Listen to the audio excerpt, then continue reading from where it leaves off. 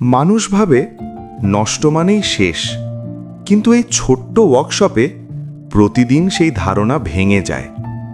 এক কোণে পড়ে থাকা একটা পুরাতন ব্যাটারি, যেটাকে সবাই অকেজো বলে ফেলে দিয়েছে, কারিগরের হাতে এসে নতুন গল্প শুরু করে।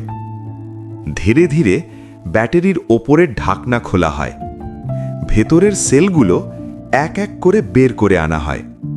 যেমন মানুষের জীবনের ভেতরে জমে থাকা কষ্টগুলো একদিন না একদিন বের হয়ে আসে। ভাঙা সেল ভাঙা হয়, নষ্ট অংশ আলাদা করা হয়।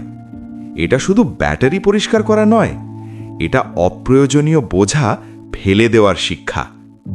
যেগুলো এখনো কাজে লাগে সেগুলো বেছে নেওয়া হয় যত্ন করে, নতুন করে কাটা, ঠিক মাপে সাজানো, যেমন মানুষ ভাঙনের পর নিজেকে আবার গড়ে তোলে। এক এক করে সেল খোলের ভেতরে বসে যায়।